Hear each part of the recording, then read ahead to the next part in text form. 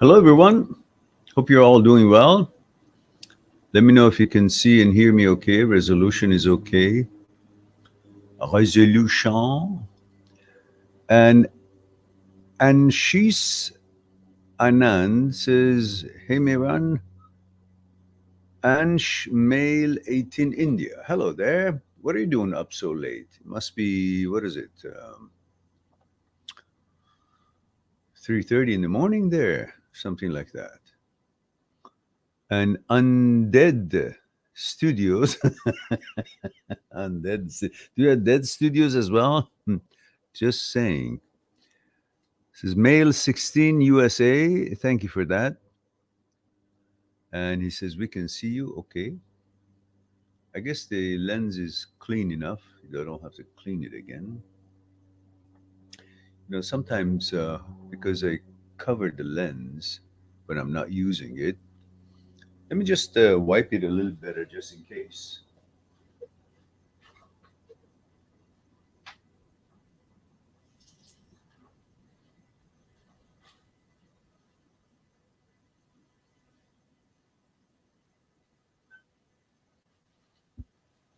All right.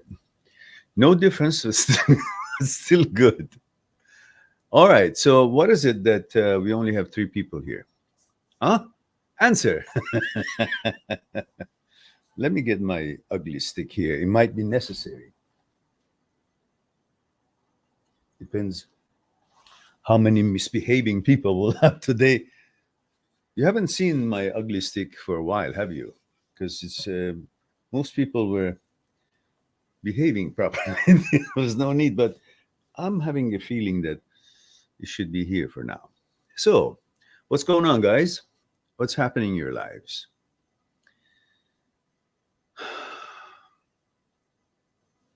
Anyone? Anyone? If you're here for any kind of a show, I have to disappoint you. There's nothing happening here. Unless you have a question, there are no stories that I'm going to be sharing with you. Just saying. Just saying. And she says, hey, and hey yourself. So we already got your hey, Mehran, up there. What's the question? Do we have a question? Do we? Anyone? Anyone? It reminds me of Ferris Bueller's movie. The teacher in the classroom. All right. Yeah, we got that. Anish.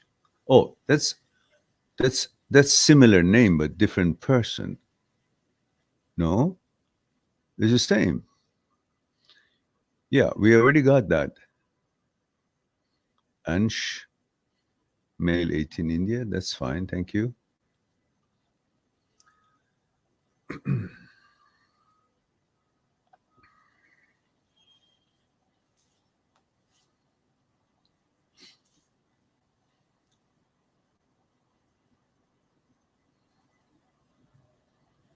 All right. Since there are no questions, perhaps we just end this session and we go on for next time. So, so all right, I'll have my tea and just wait for you guys to get your acts together.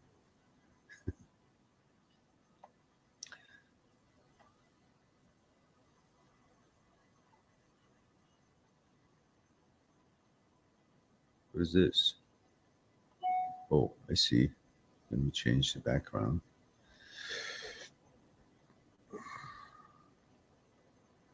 Here we go.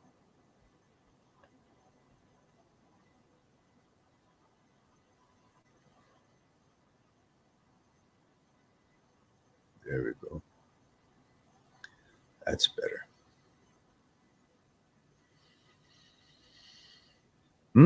My goodness. I spoke too soon. There's so much questions now. Sub-C, male 27, England. Says, hello, Mehran. My girlfriend has a lot of intrusive thoughts that affects her daily life. She had a dream 3 years ago of me raping what?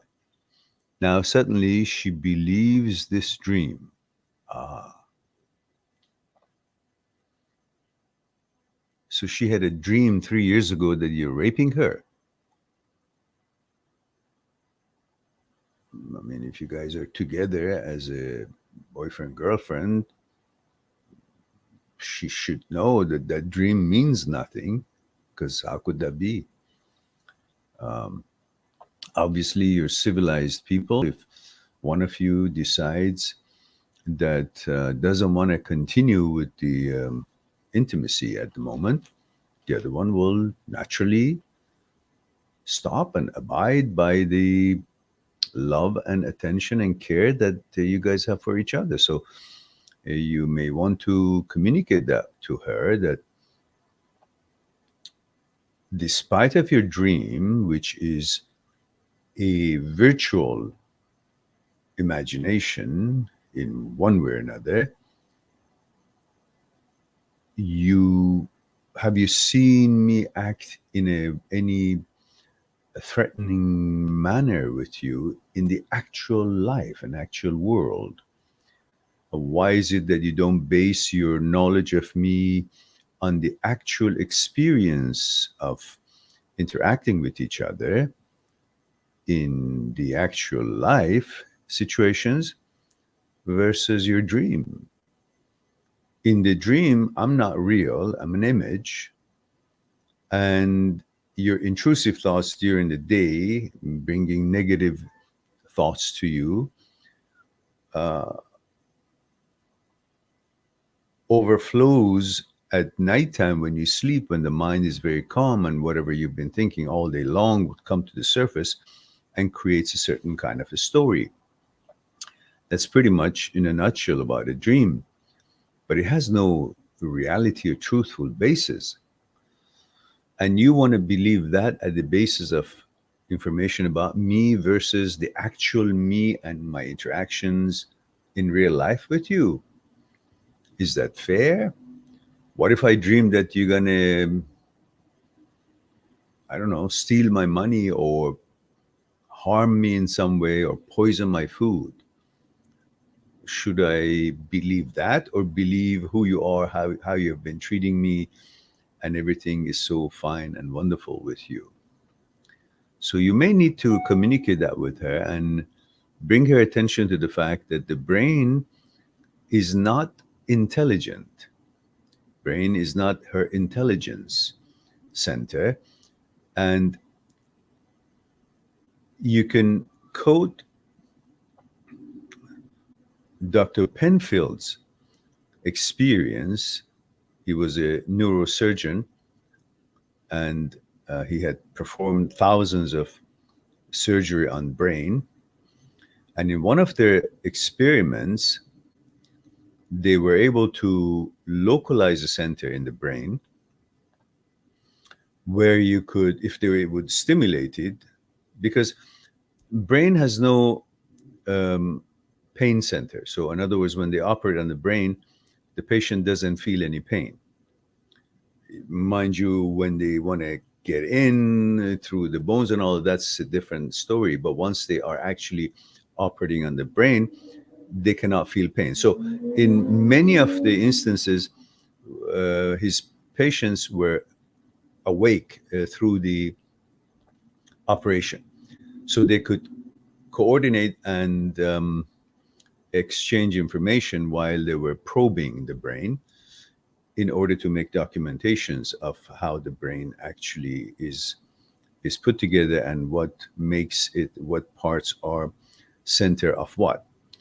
And they were able to localize where they would stimulate a part of the place, part of the brain, where maybe the hand would move, or they would be able to instill a appearance of a sight, light or something. When they stimulate something, the patient would say that something is lit, some kind of a brightness when they would stimulate the cortex, the I think occipital. I don't remember the name of it. I've forgotten. But the part that was in regards to connection to the eyes. And then they would maybe stimulate another center and person would make a sound, so the speech center. So they were able to localize many things, but they were never able to localize compassion center, intellectual center, math center, political opinion center. And none of that is part of the brain, which resulted for them to start concluding that there are aspects of the mind and you that the brain cannot even reach. Because we know there's compassion in us. We know that there are certain opinions. We know that we do math, but there are no centralized, there's no possibility to localize a center for these things. So they could understand that the brain is not actually the intellectual part of you or the intellect center or representing you as a whole person, is an apparatus. So if she understands that, then she can understand that all these dreams have no intellectual or factual basis. These are the glitches that comes into the brain for its own challenges, and it should be understood as that, as a malfunctioning apparatus rather than presenting facts. It's like assuming that the brain is you and is analyzing everything and is coming to a judgment and is giving that information to you while you're asleep. It's all completely bullshit. So maybe she needs to speak to a psychologist and make these things clear for herself. And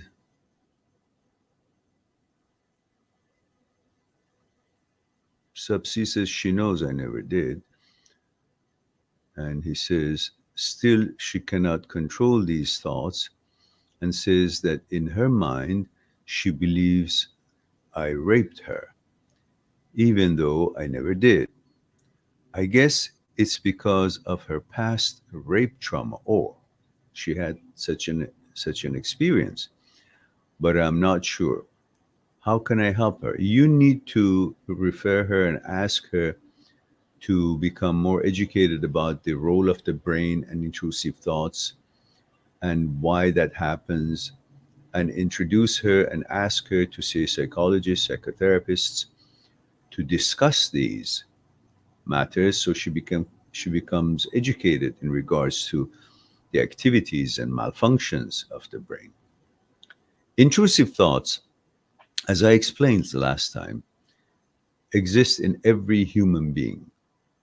But the difference between an OCD brain or a person who's not going through the glitch of OCD is when the intrusive thought shows up for many reasons. We don't want to discuss that. It's going to be another long discussion. When the intrusive thoughts shows up in a normal person where the brain functions without a glitch, at least for that particular period, because everybody would have those kind of glitches. When the intrusive thought shows up in a non-OCD brain person, then you realize the intrusive thought and you say, wow, that's nasty, or that's unacceptable, or that's weird. And then the mechanism of shutting down a valve, a lever that shuts down such intrusive thoughts gets into the act and shuts down the intrusive thoughts, and you forget about it. So duration of it presenting itself is only as far as you will recognize the intrusive thought and react to it in a certain way. And the caudate nucleus in striatum in basal ganglia will go to work and shut it down, as it knows it is not in line with your values, as it knows it's intrusive thoughts, as it knows it has no basis, and it's just a glitch that the brain has in every human psyche, because brain and the psyche is the same in every human being, and therefore it recognizes that and shuts that activity or that train of thoughts.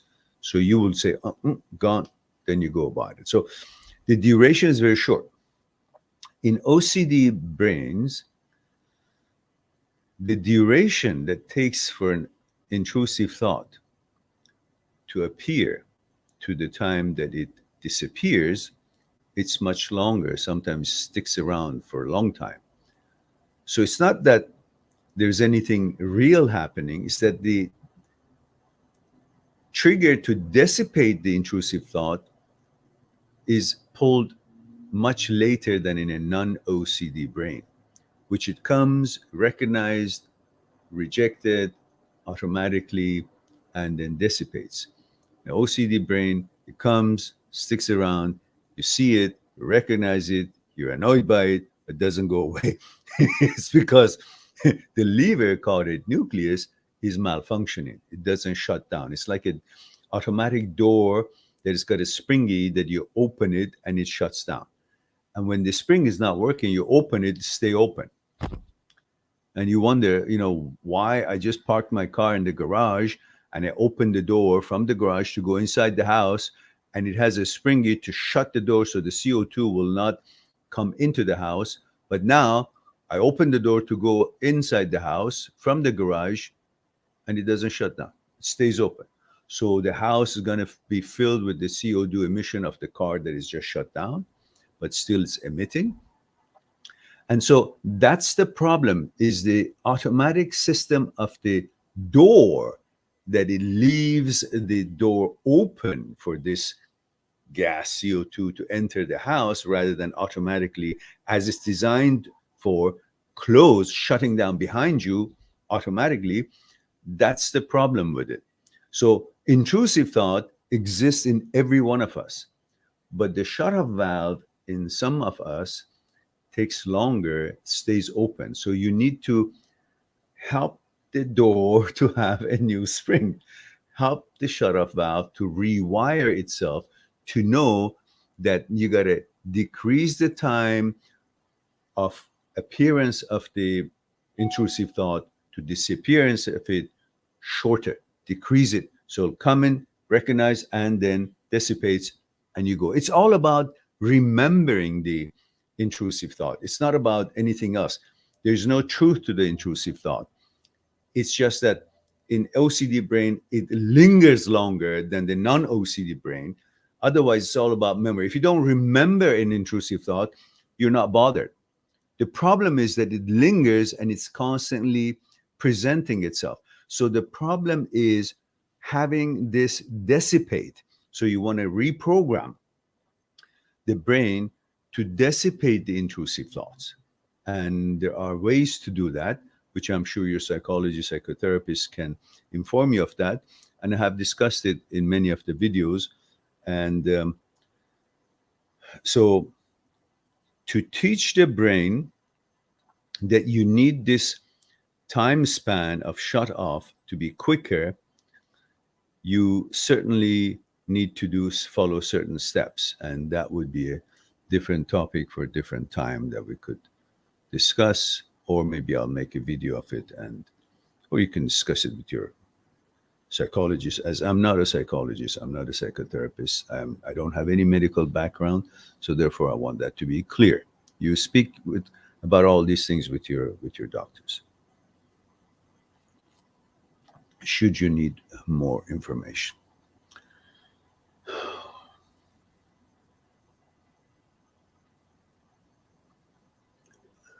So,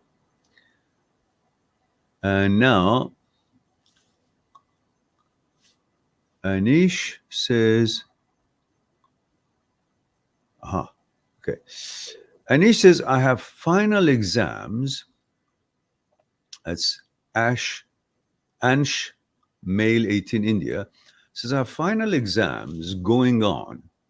And last week, my girlfriend, who also has her exams going on, she get very angry from me because of a stupid reason that her dad might got to know about us, and he's against our relationship. And then she blamed me for everything. And now I'm really disappointed in her. And she knows about my OCD problem. And she didn't care about it. And she continued hurting me continuously, whilst she knows these days are so important for us. Please tell me and clarify my doubts. Doubts about what? You didn't tell me what your OCD is about. I don't remember. Says, please see my message. Okay, I saw it. Regardless of your doubts or what OCD uh, trend of thoughts you may have, I can discuss with you what you should be doing at the moment since you are facing your exams. In life, there are many things that could happen at the same time. How are you going to decide which one to do first? There must be some kind of a priority. Depending on what they are, you make that decision. Let's say you're walking in the street and you see someone is beating a dog, and someone is just about to get run over by a truck, and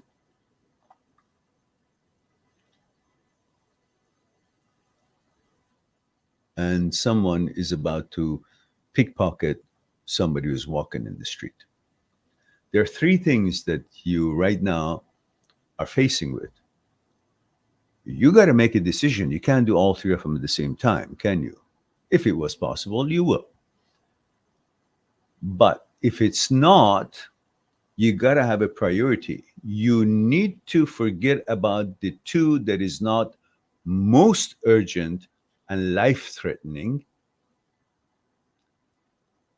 and attend to the one that is most urgent and is life-threatening. And then you go to the next most important one, and then so on till you clear all dangers. So that is a decision you should be making right now. What is the most urgent thing at the moment in your life? How the girlfriend feels about you, how your OCD is being picked on by your girlfriend or somehow affected, you didn't tell me how. Or is something else that is time sensitive that you cannot take that back and turn that around if the time that needs to be dealt with passes, such as your exams. The girlfriend you can talk later about. You can discuss about, you shouldn't be talking about my OCD because it's a very sensitive topic for me. I'm supposed to take care of it, learn about it. I'm educating myself, so on. You can talk about this with her at any time. There's no urgency in time for discussing this topic. The topic that she blames you about, the father possibly having a notion that you guys are together, again, that is not an urgent thing that you cannot address it at any other time.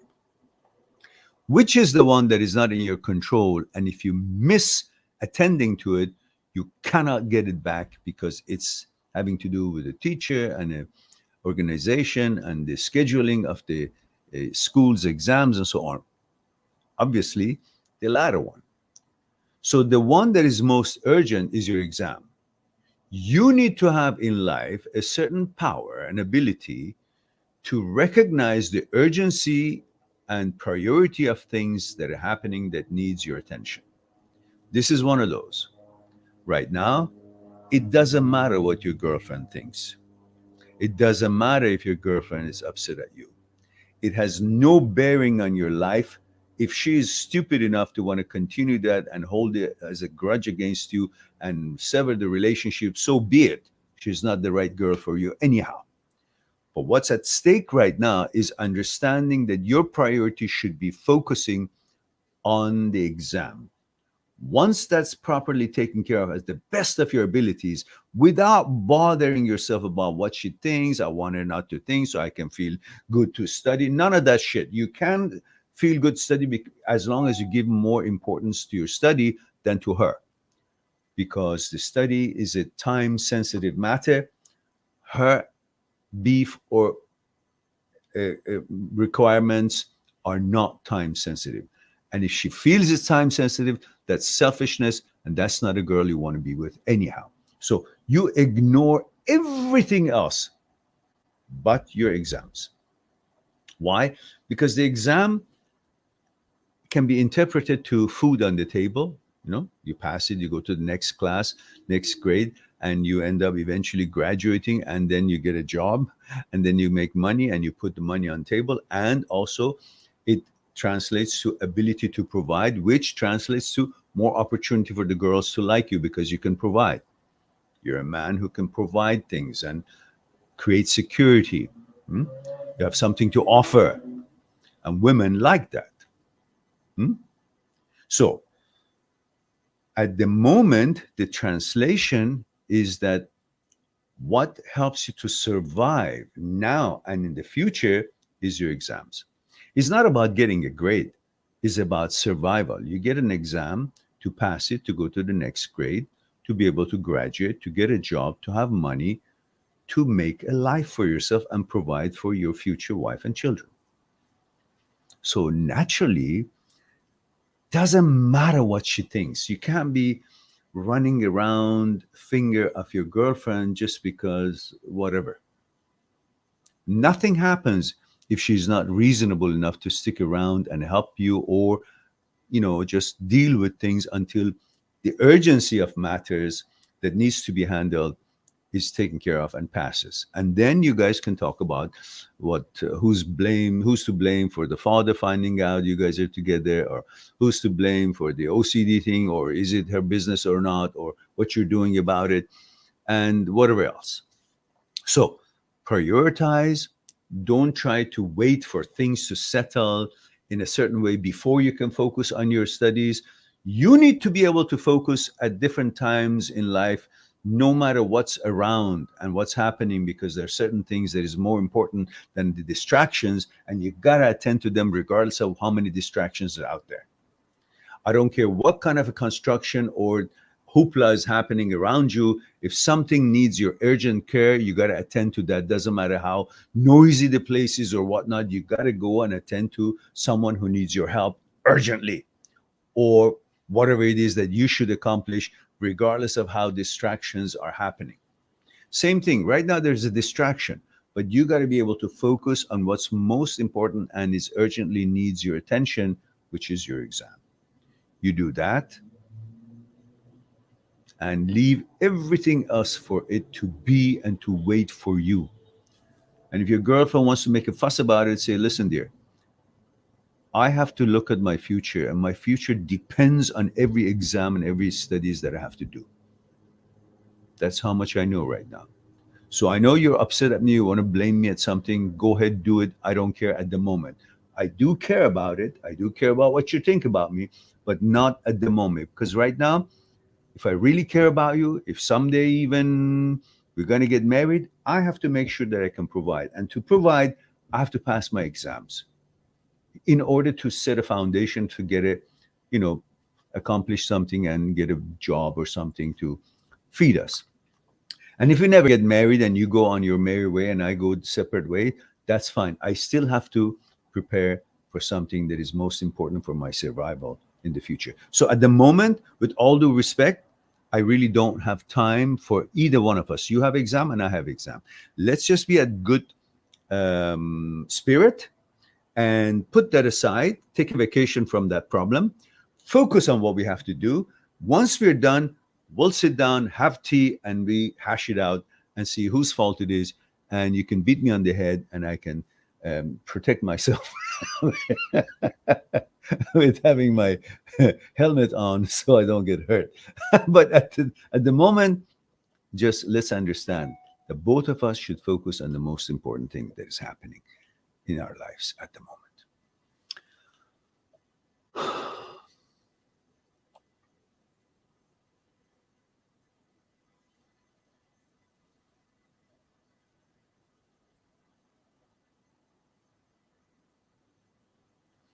Says my main thing is that she didn't thought of me that I couldn't study. I told her continuously, but she continued hurting me by saying mean things. I have HOCD, but I do get a lot of anxiety and different things. In this case, it was my exam, and she didn't care about me on that point. Who cares? You're not responsible for people's behavior and their judgment and their good judgment or bad judgment. That's not on you. That's a reflection on them. So this is actually a test for her. If she's not passing to be understanding and helpful, well, that means she doesn't deserve to be a long-term girlfriend for you anyhow. So at the moment, you have to understand that you're not responsible for people's behavior, and people cannot hurt you unless you interpret their actions as something that is beyond you and that can hurt you. But you don't have to be affected by what she does. You don't have to be affected by what the hell she utters about your OCD or HOCD or whatnot. You can hear it, but you don't have to pay attention to it, because she can say whatever she wants to say. But you don't have to choose to be affected by it. You see, you choose to be affected by the image that she's drawing in her mind about you, which is contrary to the image that you want her to have in her mind about you. I'm saying don't give a shit right now. It doesn't matter what she thinks about you. It doesn't change you. You are just as who you are, as wonderful and as straightforward and as whatever it is that you think you are that. And you are great, and you're dealing with your issues, OCD, HOCD, whatever, and that's all you can expect. The rest of it, it doesn't matter what she thinks of you. It matters what you think of yourself, and you don't have to get hurt because somebody utters some bad words or angry words or mean things. Let them say something. Right now, it's not the time. You focus on your exam, because no matter what she says, it doesn't change you. It doesn't define you. It doesn't alter you. She can say whatever word she wants to use. These are words. They have meanings in the dictionary, but they are not factual about you. Words have meanings that when you interpret them, it could hurt you because of your ego and the image that you want other people to have of you. But that image worth nothing. It's not you. It's an image. It's a word. You don't have to be affected by it. You don't need to be affected by it. But you've been conditioned to think that when people say something, you have to have a reaction. You say, I don't give a shit. I'm still me. I don't care what you say. You walk in the street, somebody says, you're an asshole. 10 people say, you're an asshole. You don't become an asshole just because somebody uttered a word. Doesn't have a power. But if you give it an importance as if what they say could define you, then you're being bothered. Don't.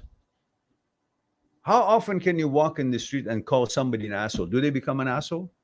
No. So the same way, if they call you that, you won't. Same way, if she calls you any mean words for any reason, doesn't make you to be that what she's calling you. If you understand this, then you become more powerful and you understand that you don't have to get hurt by words or what she says.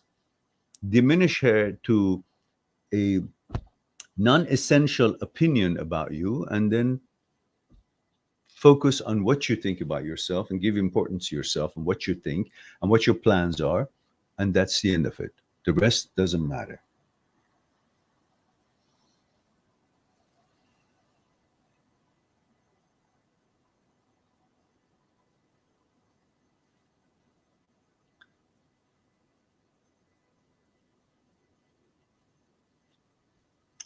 All right.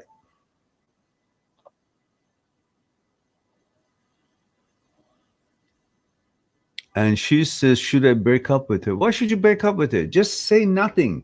Leave her in the limbo, meaning at this moment, you're hurt, or you think you should be hurt. You're reacting to words that the words don't define you. There's just dime a dozen. People can say shit about each other. None of them means anything.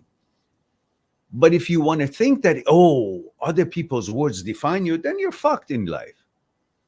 So at the moment, just don't give it any importance, what she says, what she doesn't. The most important thing at the moment is your exam. Because whether she's going to be with you or not, another woman eventually, this or somebody else, gonna marry you or be with you, and you need to be prepared to provide for yourself, for her, and so on and so forth. So get your ass to work. Don't give a shit about the distractions and whoever utters what and their opinions or whatever it is. It doesn't matter. It doesn't change you no matter what they say. But we all like to be liked and be thought of great. And if somebody that is somehow is important to us, especially if it's our girlfriend, says some bad words, that means she's actually of a low class. Otherwise, if, let's say, if I stutter, and if my girlfriend makes fun of my stuttering, that's not a girlfriend. That's an idiot. It doesn't have enough love and respect for me that makes fun of my shortcomings or challenge. Same thing with you. If you have a certain things that you're dealing with and you trust her enough to let her know about it, and she uses that in this way, that means she's uneducated, selfish, idiot that is not wise enough to know if she likes someone, she's not supposed to be using the information that she has of him in a negative way, in a derogatory way. So that's a negative for her. You just found out. So right now, focus on exam. Don't worry about her. Just be as normal as you can. Don't continue any discussion with her. She wants to blame you about the father finding out. She wants to blame you about OCD. She wants to make fun. It just doesn't matter. Just say, hey, listen, you go do your own thing. I got an exam to take care. Be a man. Focus on what's most important. Priorities. Right now, priority is your examination, your future. If she wants to be part of it, she will hush up and respect how she can help you with your challenge. If she's not, then she can go on her merry way. And you're just what? 18.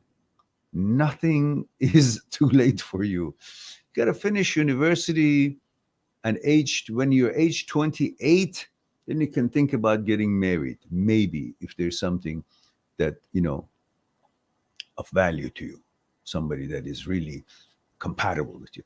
At this age, she's what, 18? She doesn't know if she's coming or going. You don't even know who you are, let alone know what kind of a girl you want. So all of that you can forget. But right now, you don't need to break up. You don't need to make up. You don't need to do nothing. Focus on your exam. That's most important. Once it's done, then you'll deal with it. All right.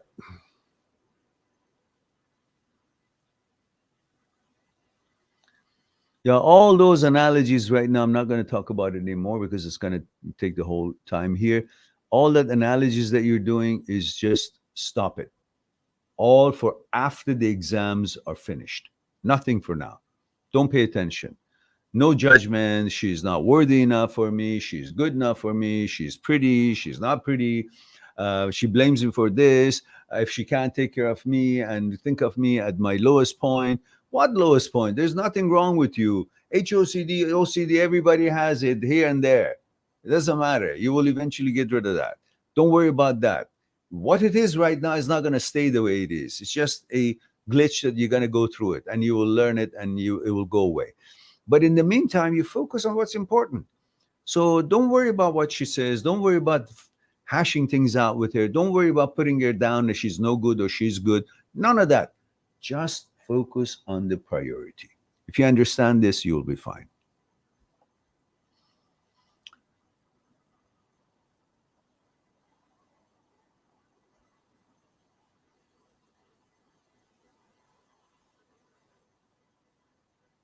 Yeah, leave her alone. Don't be in contact with her. Understand that what you have, it's like this. She's a girlfriend, but your exams is a prettier girlfriend. Is the one that is actually going to help you to get somewhere in life. Is the one that you should pay attention to. Is the one who is with you, cares about you, and wants you to succeed. That's how you should think about your exams, and that's how you should think at this moment about the girlfriend who is not being cooperative or understanding. When the exam is over, then you will decide and discuss and see if this one comes up to the level that you expect, or she's still uh, thinking about her own image and all the other stuff. So at the moment, focus on the love of your life, which is your exam, your future.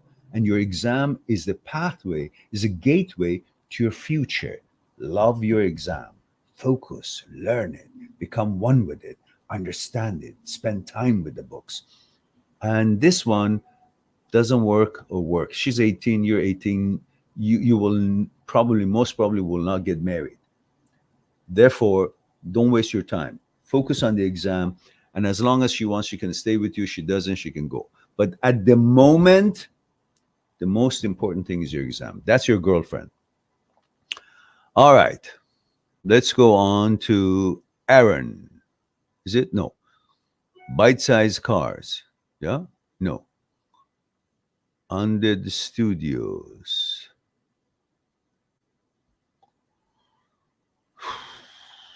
Well, Under the Studios says, when I suffered from HOCD back a year ago, I was desperate to get a girlfriend to prove my mind wrong. But since I'm young, I don't want to date yet. Okay. How old are you? Did you say? Let's see. Oh, 16. Yeah, I forget. You don't have to get a girlfriend to prove yourself anything. HOCD is something that hits so many of people at any age.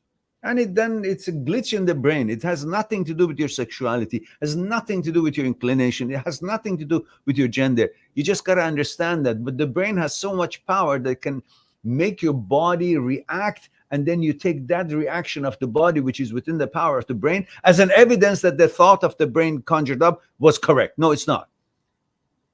It's a malfunction in the signaling system of the brain. That's all. So at the moment, you don't have to try to prove anything to your brain. You don't have to prove anything to yourself. What the brain says is bullshit. Just don't believe the brain. The problem becomes when you believe your thoughts. When thoughts that some of it are yours, some of them are the brain's thoughts, got nothing to do with you. When you start believing a thought because it appeared in your head, it comes out from a machine that is installed on your head, and you think, therefore, this thought belongs to me. No, the thought does not belong to you. The thought is floating all around the universe, and we have the receiver. We pick up these thoughts, and the brain has no ability to filter them. It just comes in. And when the filter doesn't work, you shut it down. It shows you everything, and you think it's your brain.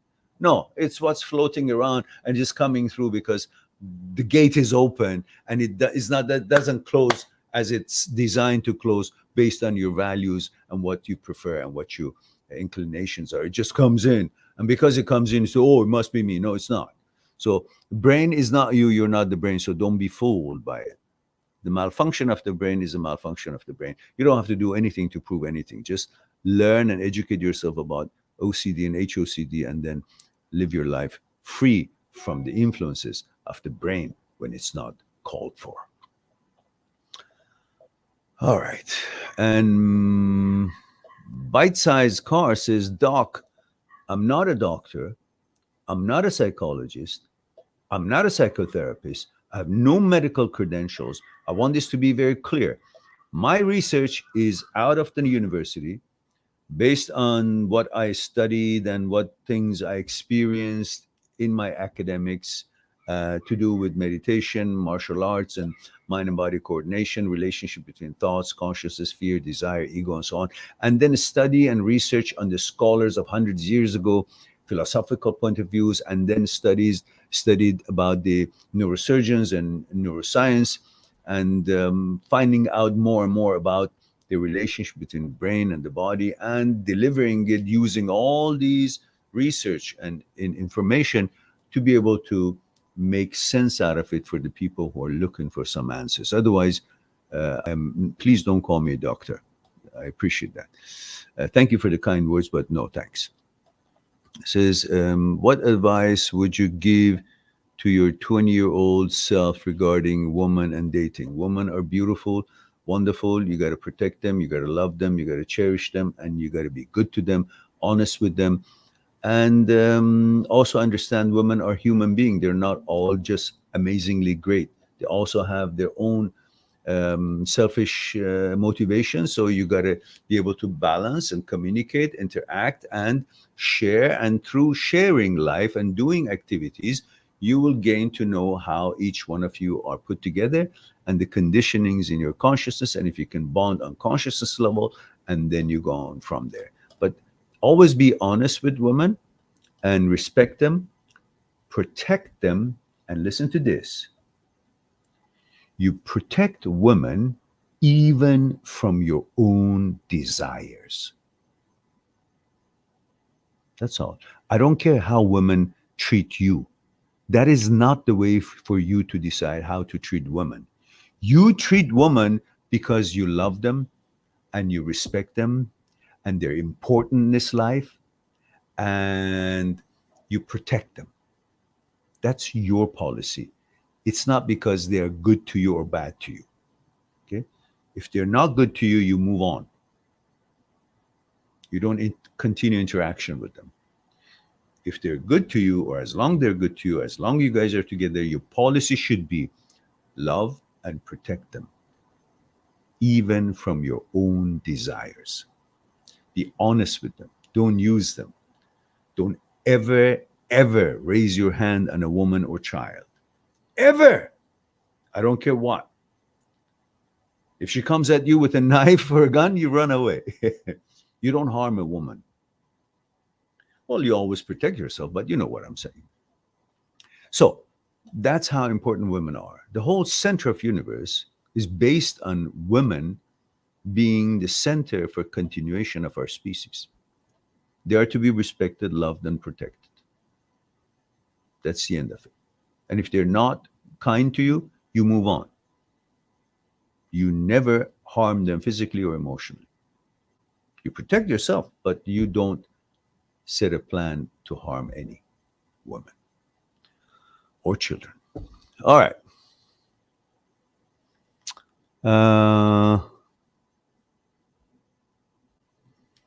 Aaron says, hi, sir. Aaron, 20, male from New Zealand. Oh, kia ora. Aaron says, I suffered from severe OCD and anxiety problems a few years ago. And I'm still in the process of recovering and have dramatically improved. But I'm experiencing different levels of awareness in my mind. Sometimes I feel like there are different layers to it. Any thoughts about that? And what's your opinion? Well, Aaron, I can't read mind, so I don't know exactly what experience you're talking about, what layers you're talking about. These would need certain focused discussions. You can go on my site, mindthatseekstruth.com, www.mindthatseekstruth.com. Make a Skype chat appointment for us to explore what's concerning you and your questions one-on-one on Skype. Um,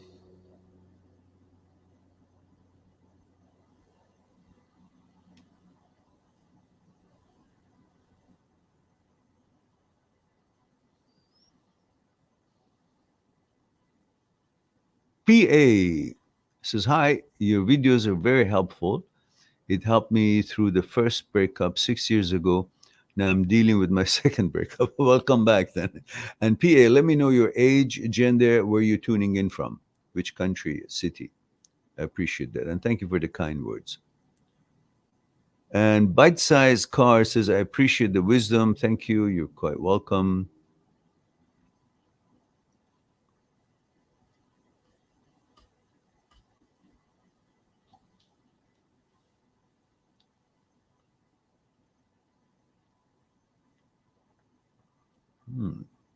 You guys got to try this roasted dandelion roots. First of all, it's very good for you, as I understand it. And it's the same plant that grows in every backyard, pretty much in North America. It's got yellow flower and it's got jagged edges, leaves, and if you know what it is, it's dandelion, don't make a mistake with something else. You can pull it out, thoroughly clean out the roots, and you can then eat the root, as I understand it. But check for yourself. Don't take my word for it. And so it's not an advice, it's something for you to search. And you can, I understand that I can eat the roots, and they roast it and they turn it into tea bags. And I have the tea bags of it. I've gotten used to it. It's something between tea and coffee, but with no caffeine, of course. And it's apparently very nutritious and very good for cardiovascular. So it's a beautiful drink. I drink, I don't know, a number of them during the day, and I enjoy it. Undead Studio says, from what I learned, 85% of things we worry about won't come true. And the anxiety I'm going through right now is because of info I hear on the damn internet. But I now know what to do. Do what you are saying. Yeah, good. All right. And stop reading every goddamn thing that comes along on the internet, because you don't know what their motivation is. You don't know what their education is. You don't know what their research is based on. And so, and OCD, as you know, French call it the doubting disease. And so that means it makes you doubt everything. So when you doubt everything, you want to read everything in order to make sure, is it this way or is it that way? Am I right or am I wrong? I got to make sure. That making sure and certainty and coming to a conclusion is the problem. You let go the conclusion, live with observation. Okay? So in other words, oh, my ass crack itches. Okay, that's it. Observation. It itches. But you come to conclusion, oh, that means I have a tendency of enjoying to stick something up my ass. Then you go on with all kinds of different connotations and interpretations and things happens to your brain that identifies with that kind of a mentality or thinking or uttering.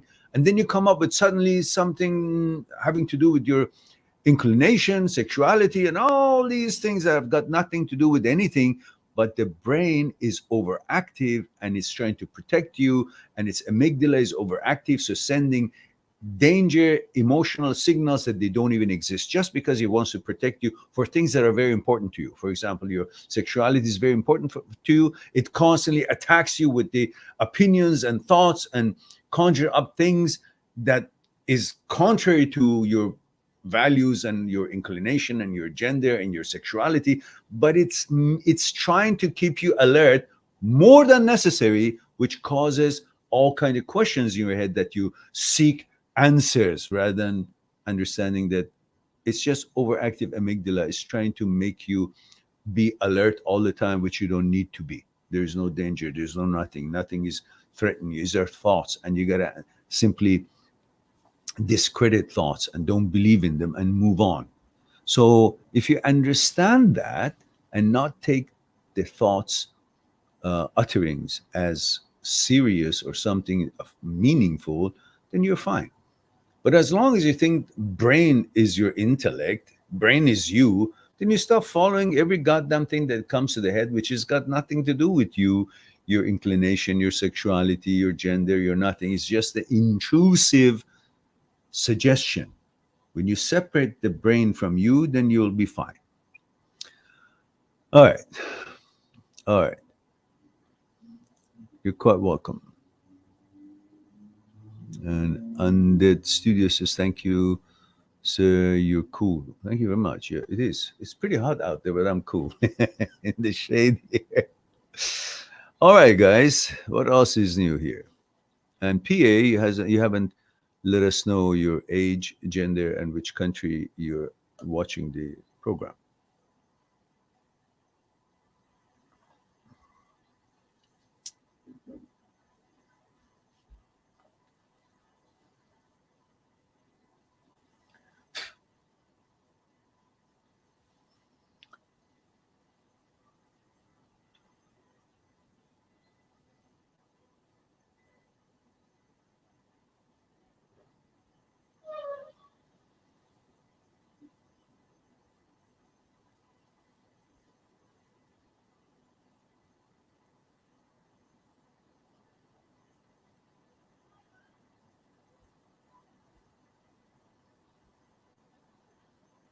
All right, guys, it looks to me that there are no more questions and we've had enough time to chat a few things. It's time for me to say I love you all. Thank you very much for being here, giving me the opportunity to share a thing or two with you. I look forward for our next live stream. In the meantime, be good to yourself and to the others. I'll talk to you next. Talk to you soon.